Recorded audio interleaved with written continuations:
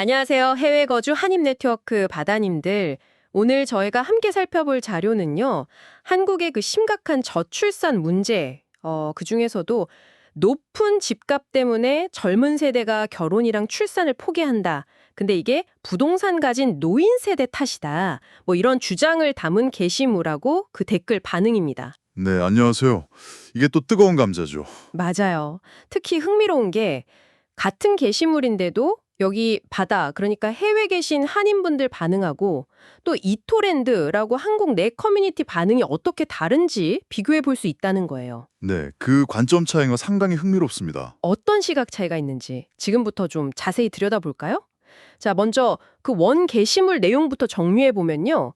한국 출산율 0.6명대, 이거 뭐 기록적으로 낮잖아요. 그렇죠. 심각한 수준이죠. 근데 그 배경에 부동산 보유세, 그러니까 집 가지고 있으면 매년 내는 세금이 낮아서 노년층이 집을 안 판다. 이게 집값 상승을 부추겨서 결국 젊은 세대가 경제적으로 부담이 커지고 그래서 출산을 막는다. 뭐 이런 논리예요. 특히 서울, 그중에서도 강남, 이런 고가 부동산 문제가 딱 지목됐죠. 네. 자, 그럼 이 주장에 대해서 국내 커뮤니티, 이토랜드 반응은 어땠나요? 이토랜드 반응을 보면요. 감정적인 호소가 좀 강하고요. 특정 세대에 대한 불만이 아주 노골적으로 드러나는 편이었어요. 노골적이요. 예를 들면요. 예를 들면 노인 세대를 직접적으로 비하하는 틀딱 같은 속어도 등장을 하고요. 아니면 가진 걸 왜 젊은이들한테 나눠줘야 하냐는 식의 반발도 있고, 또 젊은이들이 세금 내는데 혜택은 왜 노인들만 받냐, 이런 식으로 자산 불평등이나 사회 구조에 대한 불만을 터뜨리는 목소리가 꽤 높았습니다. 와, 정말 직접적이네요. 아무래도 매일 부딪히는 현실이니까 더 그럴 수 있겠어요. 맞습니다. 그래서 보유세 1%만 때려도 부동산 바로 꼬라박는다, 약간 이런 식의 강력한 정책 변화 요구, 아니면 집 문제 때문에 너무 힘들다, 이런 개인적인 어려움을 토로하는 댓글들이 많았죠. 표현도 상당히 좀 직설적이고 격한 편이었고요. 확실히 한국 내 현실의 답답함이 느껴지는 반응이네요. 자, 그럼 이제 바다 커뮤니티, 우리 해외 계신 한인분들 반응은 어땠을까요? 여기서부터 좀 달라지나요? 네, 여기서부터 그 관점의 차이가 좀 뚜렷하게 보이기 시작하는데요.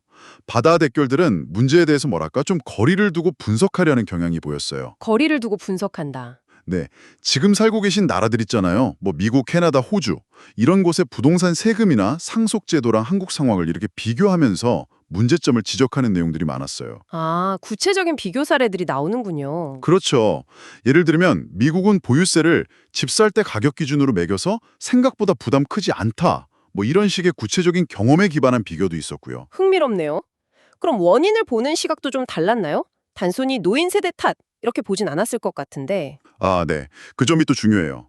문제 원인을 그냥 노인 세대 이렇게 딱 한정하기보다는요, 좀 더 복합적으로 보려는 시각이 많았어요.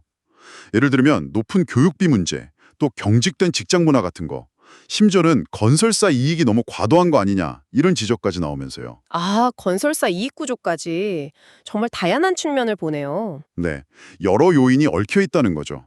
전반적으로 보면 해외 경험을 바탕으로 대안을 찾으려 하거나 한국 상황을 좀 더 시스템적으로 성찰하려는 그런 상대적으로 좀 긴 호흡의 분석적인 댓글들이 눈에 띄었습니다. 확실히 온도차가 느껴지네요. 국내에서는 당사자로서 느끼는 그 절박함, 또 세대 갈등적인 시각이 좀 강하게 드러난다면 해외에서는 여러 나라 시스템을 경험해서 그런지 한 발짝 물러서서 비교 분석하거나 구조적인 문제로 접근하려는 경향이 보이고요. 네, 맞아요. 그 물리적인 거리나 다른 사회 시스템을 경험한 것이 이런 관점 차이를 만드는 것 같아요.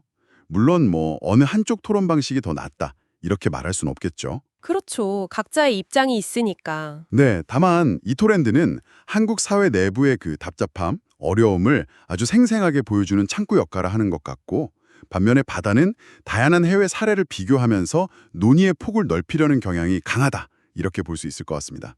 특히 바다 댓글들 중에는 단순히 불만 표출을 넘어서 구체적인 정책 대안이나 다른 나라의 성공 혹은 실패 사례를 언급하면서 논의를 좀 발전시키려는 모습도 인상적이었어요. 오늘 저희가 같은 저출산 그리고 집값 문제를 놓고 국내와 해외 한인 커뮤니티 반응이 어떻게 다른 결을 보이는지 살펴봤습니다. 국내의 생생한 목소리와 세대 갈등 양상, 그리고 해외의 비교 분석과 시스템적인 접근, 이 뚜렷한 차이를 확인할 수 있었네요. 네. 여기서 이제 이런 질문을 던져볼 수 있을 것 같아요. 이렇게 좀 뚜렷하게 다른 시각, 국내의 현실적인 고충과 해외의 분석적인 시각, 이 두 가지 접근 방식을 어떻게 좀 잘 연결하고 활용해야 할까? 그래야 저출산 같은 복잡한 사회 문제를 푸는데 좀 더 건설적인 힘을 만들 수 있지 않을까? 정말 중요한 질문이네요. 국내의 절박함과 해외의 넓은 시야를 어떻게 접목할 것인가. 바다님들도 한번 같이 고민해 보시면 좋을 것 같습니다. 네, 함께 풀어가야 할 숙제겠죠? 바다님들, 오늘 저희가 준비한 이야기는 여기까지입니다. 다양한 관점을 통해서 이 문제에 대해 좀 더 깊이 이해하는 시간이 되셨기를 바랍니다. 다음에 또 흥미로운 분석으로 찾아뵙겠습니다. 감사합니다. 감사합니다.